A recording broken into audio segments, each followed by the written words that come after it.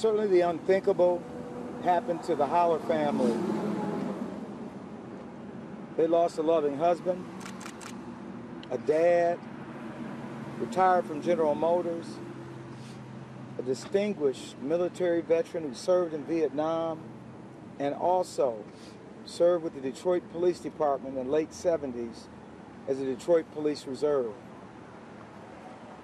I'm talking about James Waldo Holler Jr., a hero, working here at the O'Reillys as a manager, and again, the unthinkable took place.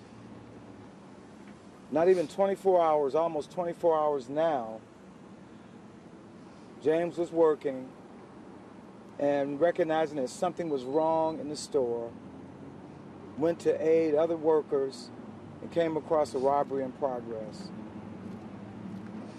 2 female suspects, one armed with a handgun, fired a single shot, striking Mr. Holler. Unsensible, unnecessary, cowardly. Here's what we know. As I'd like to say, we're going to find you. And not only are we going to find you, we're going to arrest you. So do yourself a favor, turn yourself in. People know who you are. We're getting tips. It's just a matter of time. Save our time. We're relentless, and we're going to arrest you. Today, I want to announce a $10,000 reward by O'Reilly's. I have 2 members of the O'Reilly family here. Scott Lenhart, who's the district vice president, who is behind me, and also Dan Godowski, the regional manager for O'Reilly. They're offering a $10,000 reward. In addition to that reward, Crime Stoppers is offering a $2,500 reward, so totaling a $12,500. So yes, we'll continue to ask for the public's assistance in this matter. We need you to call us. We know that there were 2 witnesses at this location last evening. 2 witnesses. A male who bumped into the suspects. We would like for him to come forward so we can interview him. And someone else. 2 witnesses. We need you to contact the police department. 2 ways to do that. Anybody with information, 1-800-SPEAK-UP or 1-313-596-2260. 1-313-596-2260. Now, in terms of the descriptions, I think we gave out a description yesterday. Suspect 1, the armed female, she's described as African-American female, roughly 25 to 35 years of age, medium brown complexion, 5'8", heavy build, long curly hair, wearing a blue jean jacket. Was distinctive because it had some kind of design on it, on the front and the back. She was wearing a white shirt, red or burgundy colored pants. She was armed with a weapon. The suspect 2 is described as a black female. She's 25 to 35, medium brown complexion, 5'7", black jacket with a fur trim around the hood of her collar and wearing dark colored jeans.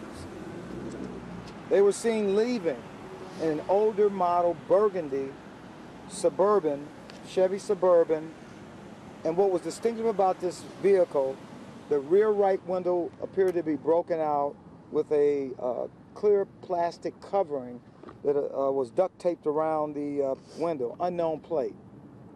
So again, we are going to find you. There's a reward out for you. You turn yourself in. This family wants justice. We want justice.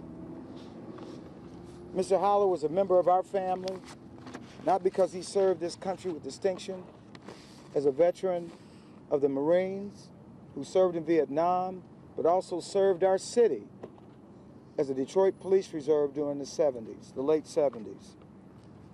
So with that, I would ask if anyone from the family has something that they would like to say at this point, please feel free.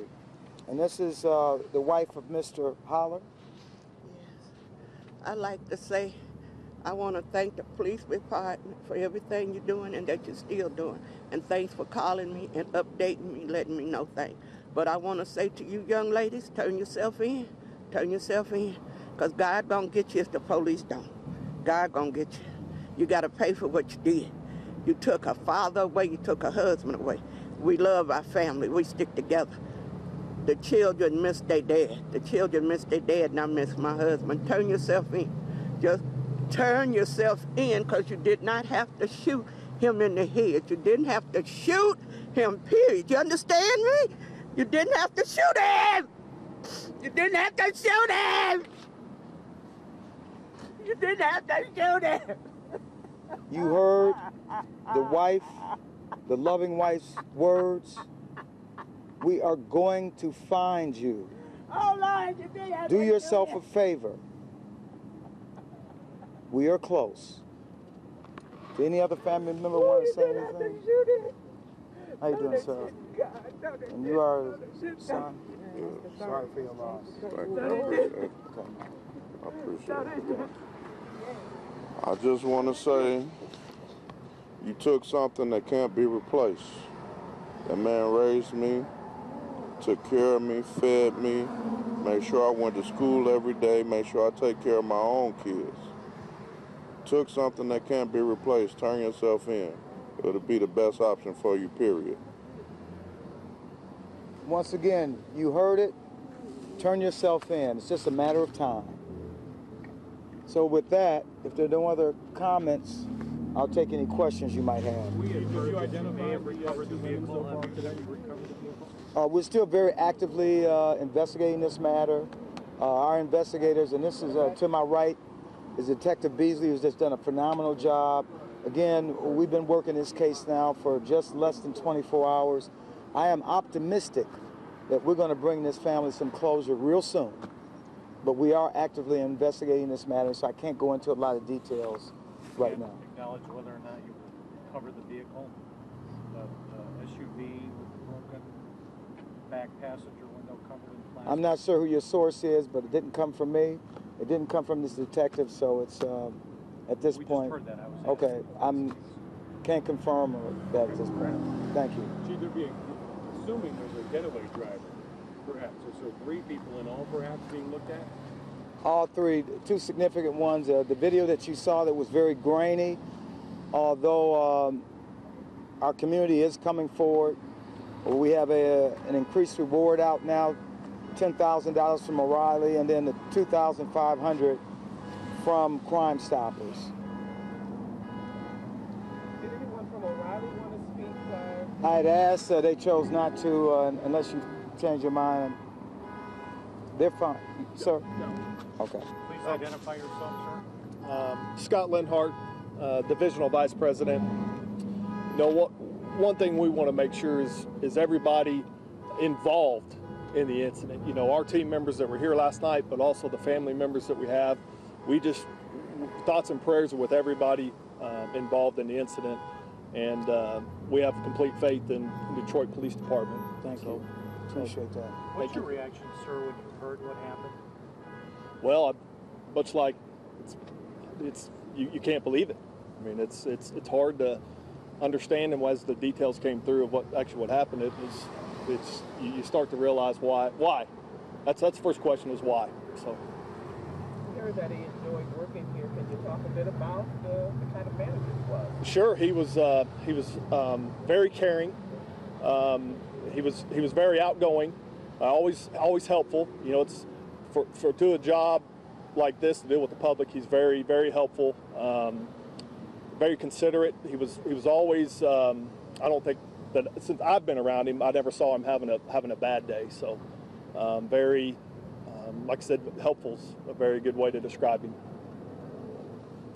You know, as I indicated before, you know, he's an American hero. He served his country with distinction. Certainly, you heard from the son, his wife, very proud of their dad, their husband, Vietnam veteran, served as a Marine, Detroit Police Department reserve officer. May have served during the time that my dad served, during the late 70s. Any other questions? Have you had problems at the store in the past with robberies? Yes, in the past, but it's been about 12 months since we've had any incidents. You know, some of you might remember maybe 2.5 years ago, another tragic murder at this very location out at the CVS pharmacy. A security guard who was desirous of joining the Detroit Police Department. And so coming here is a somber reminder of what took place 2.5 years ago. So again, we're asking for the public's help. I'm going to give that number again, 1-800-SPEAK-UP, 1-313-596-2260.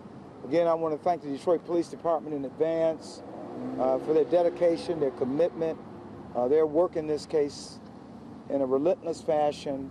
I'm optimistic we're going to bring some closure to the family. Chief, has there been any conversation with O'Reilly or any of the businesses in this area about making any of these businesses green light facilities? Well, you know, that's always, I've not had that conversation personally with O'Reilly's. Certainly we encourage all the businesses, you know, our success with green light, you can't compare it. I mean, when you talk about the quality of the HD video that our green light locations had, I think that, and this is certainly not a criticism of O'Reilly's or any other business, but the video quality on those green lights is, you can't compare it. We've had great success, and so many in our community want green light at every business place. And so we will work with what we have right now and bring some closure to the family. Any other questions? Okay. Thank you very much.